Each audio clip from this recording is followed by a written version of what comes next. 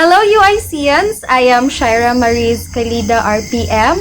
I am an alumni of the University of the Immaculate Conception. So I am currently working as a guidance facilitator in one of the private schools here in our province. So I am your speaker for today's session entitled KALOOBAN, Managing Thoughts and Emotions that Promotes Resilience. So before we start our discussion, let's play a game called Crossword Puzzle. So I know that you are all familiar on how to play this game, and all you have to do is to search for the hidden words, and these words might give you a hint on what will be the content of our discussion in today's session. So in answering this activity, you may place your answer on the comment box section, and I will give you 60 seconds to do this task.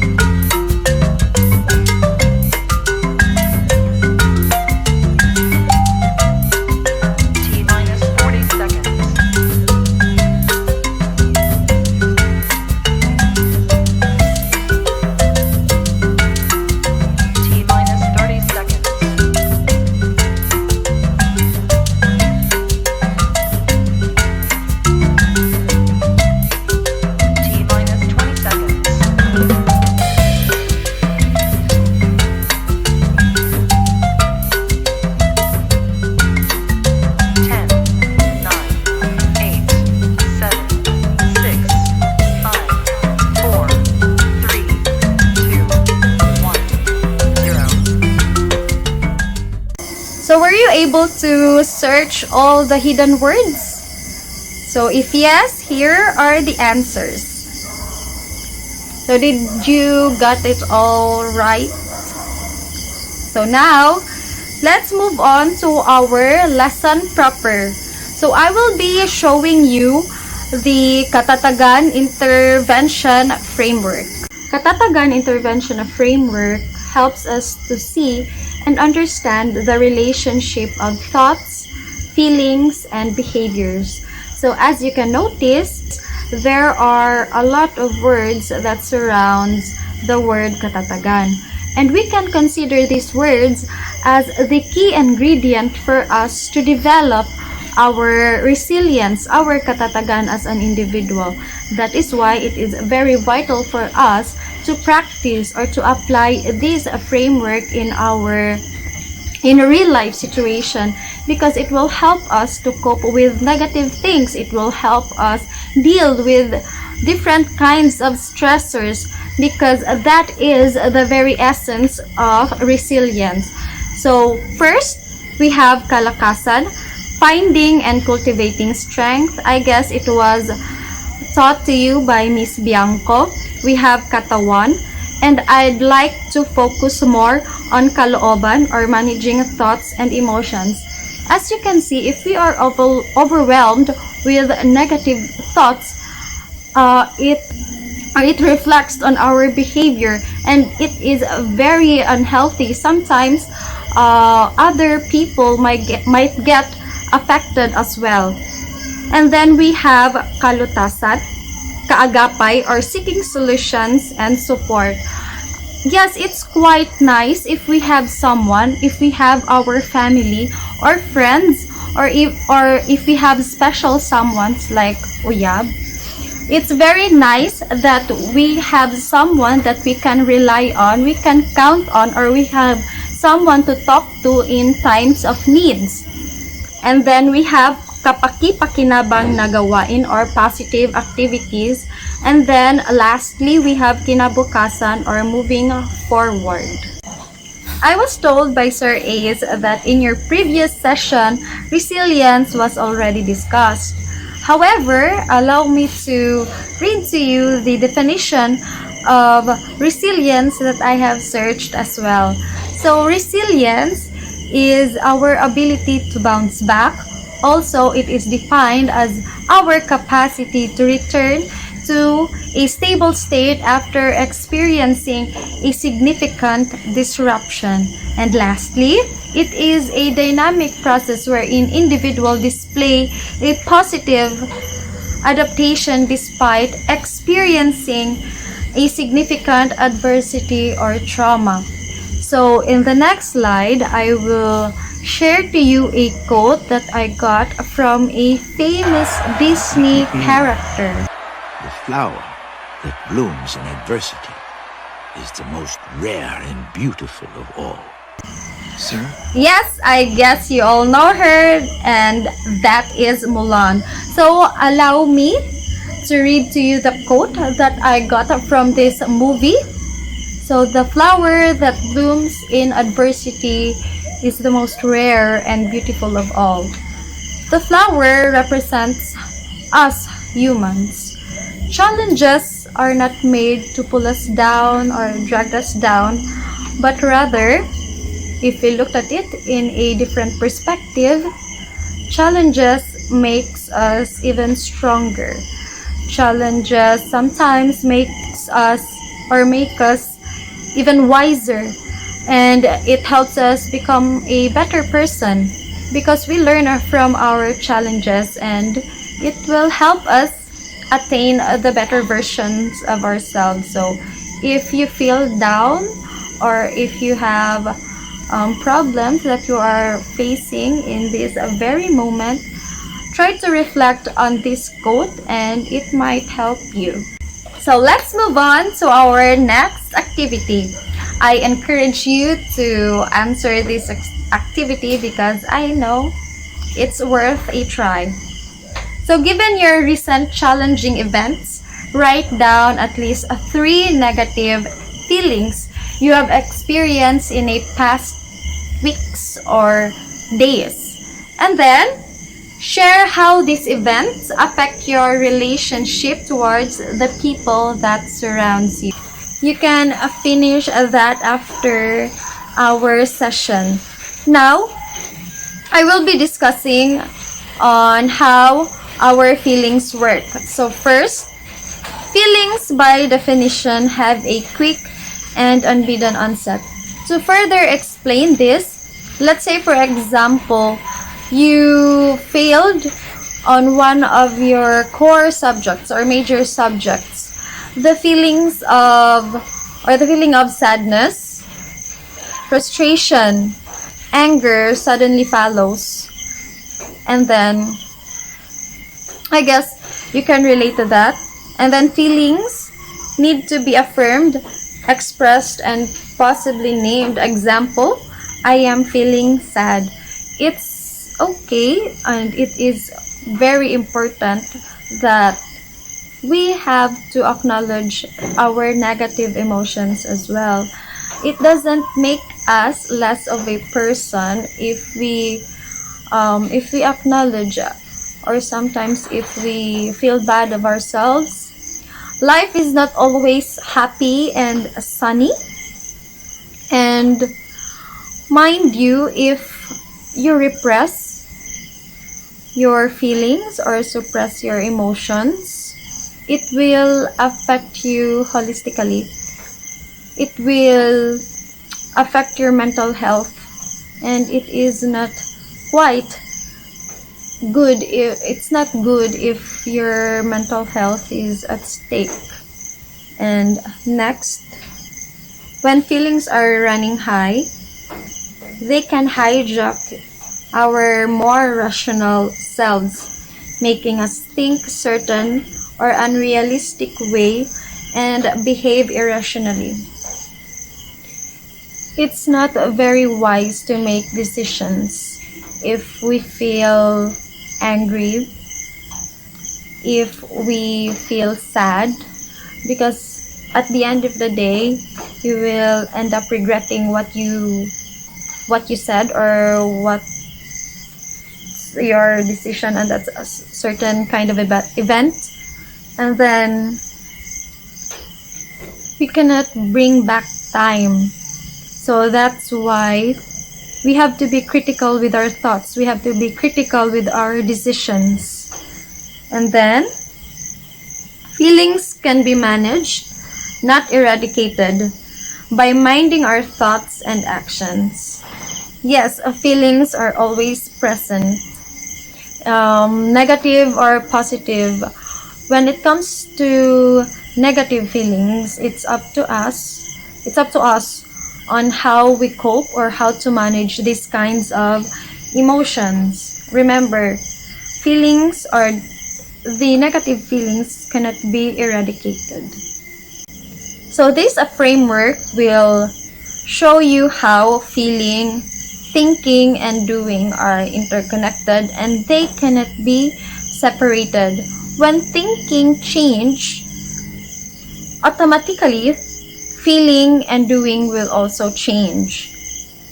So I will be showing you examples for you to better understand this framework. This time I will further reinforce the framework with this example. Sometimes this kind of thought is expected, especially when we are not that very prepared for an incoming examination.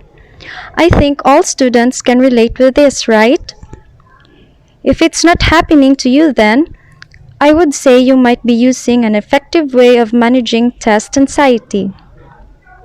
But for some, naturally, we fear na baka hindi natin masagot lahat ng mga tanong sa exam. With this single thought in mind, it automatically creates a non-comfortable feeling in the moment. Let's say, for example, we feel anxious or too worried about what comes next. Or let's say, negative thought will result in negative emotions. Now let's continue. When you are too much anxious or too much worried and it seems there's no other way we can solve it, kasi exam na bukas and I don't have time to read again everything. I don't even keep notes. Wala akong kaklaseng pwedeng mahiraman ng kwaderno. Ang dami pa namang sinend ni Miss sa GC and etc. We can think a lot of reasons. Parang nasa defense, no? Just to support that single thought na baka hindi ko masagot lahat ng tanong sa exam. We do that. Anyway, admittedly, I also have the same pattern of negative thinking. Now, what happens next? Anong susunod? So, let's find out. This anxious feeling will not allow us to think properly and to take rest. At dahil sa hindi tayo makatulog, syempre, madami tayong time to think about it. And again, and again, and again. Binabalikan pa rin ang alaala. Sounds familiar? I think karamihan sa inyo makaka-relate dito sa next slide. Now my question is, can you relate? I have here a picture of a facial expression of a girl being Detective Af. In the next picture, pinagsisihan niya what she felt about what she saw. Sounds familiar. For those men out there, minsan kami yan, mga girls. Minsan kayo din. Am I right?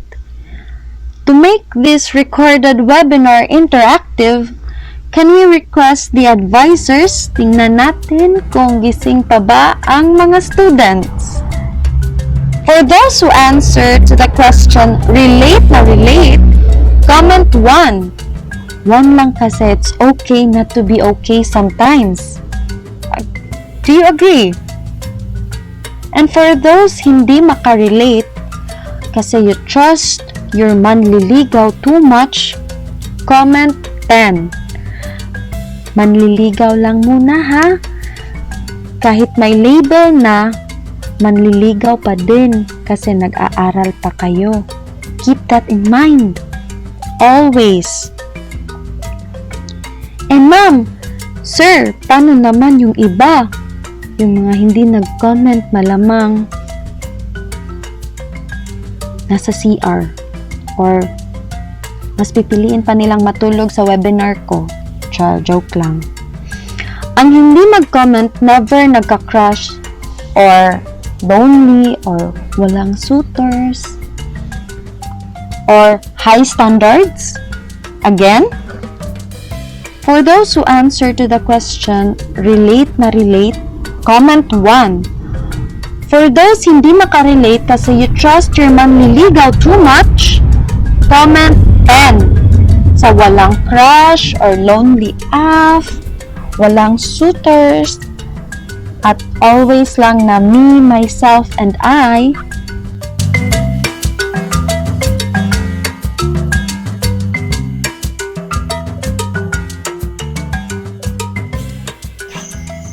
So now, we are going to discuss about reframing and thought substitution, thinking about the situation and oneself on a different and a more realistic perspective. So under this topic, we have seeing possibilities, disputing self-doubt, and believing alternative thoughts. So I guess you are very familiar with these pictures. Maybe it appeared in your timeline, in your Facebook. So what do you see? So if you see a tree, now try to look it even closer. Look at the branches. As you can see, the branches in this picture forms different kinds of faces. So if you notice or if you see the faces, kindly comment 1 on the comment section. And then you can also put your answers on the other pictures that I have shown to you, and also kindly put it on the comment box. Thank you. So now we are on the ABCs of emotion management. So ABC stands for antecedent event, belief, and consequent feeling. The PAPAPA are the Filipino version of the ABCs of emotional management. So antecedent event or the pangyayari, belief or paniniwala, consequent feeling or pakiramdam. Now the ABCs of emotion management are quite negative. So for us to cope or for us to see things in a different perspective, we have to apply the DEF or the BABABA of emotion management. So DEF stands for dispute, effective philosophy, and feelings change. So in Filipino, dispute or the batikos, effective philosophy or bagong pananaw, and feelings change or bagong pakiramdam. To further explain these ABCs of emotion, I will be sharing with you some of the questions in disputing thoughts. Let's focus first on how we can dispute our thoughts. So here are some questions in disputing our thoughts. So we have to be critical enough when we are thinking or when we are facing a negative or we are in a negative situation. We have to be careful enough in making our decision. So here are some questions. To what extent is this event or this situation or this information true or false? What evidence do I have that this is indeed true or false? And what is a more accurate or realistic way can I think about this? And if a good friend were in the same situation, or if one of your friends are in the same situation, what would I tell him or her? And lastly, what alternative thought can I have instead? Now let's focus on the batikos. We will try to dispute this example. The pagbabatikos will happen in the thinking process. As you can see, the person's thought is baka magka-COVID ang tatay kong doktor at mamatay. With this negative thought, naturally the person will feel anxious as a consequent feeling. What did I tell you before? A negative thinking will result in negative emotion.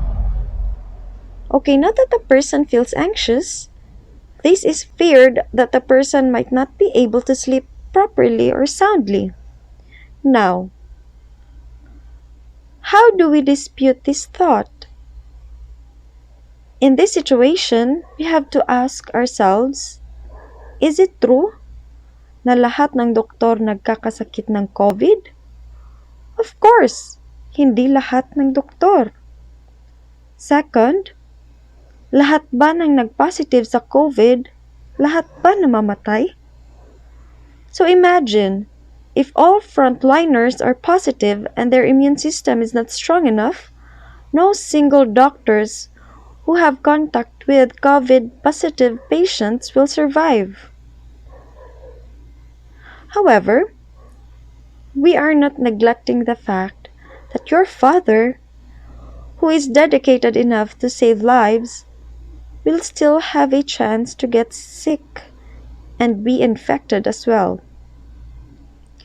Sometimes disputing our thoughts is hard to do it alone, especially when we have a tendency to be biased to ourselves.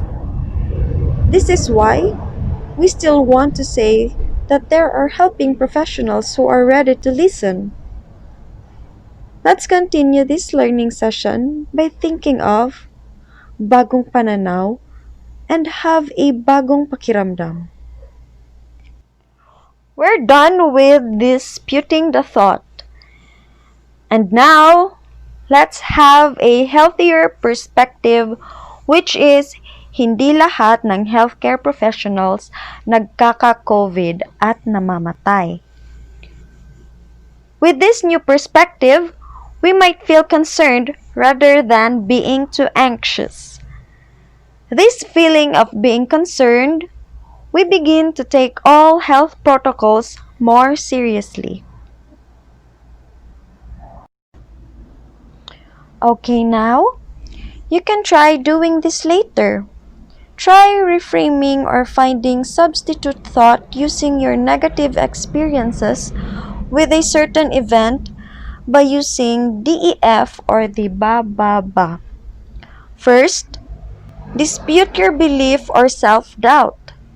Use those questions we have suggested on the previous slides. Second, what is your alternative thought or perspective?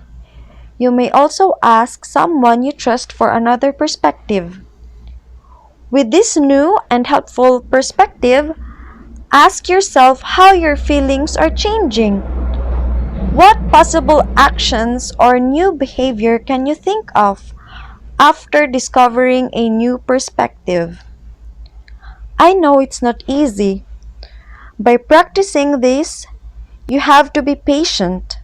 Of course, you must have courage to take the first step and always remember, progress is not linear. Now, let's wrap up everything. So I guess this is the last part. Now, this framework tells us that feeling, thinking, and doing cannot be separated, and they are connected.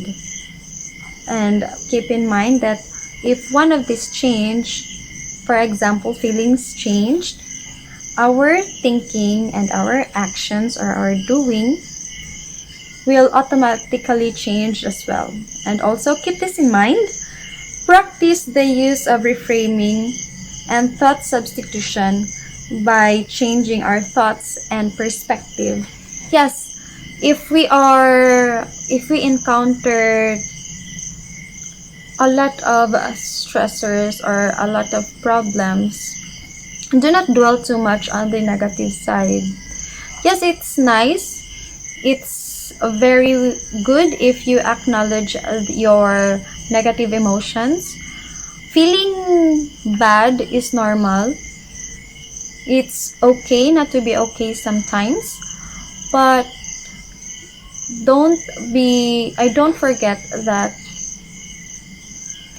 dwelling too much on the negative side will do no good for us.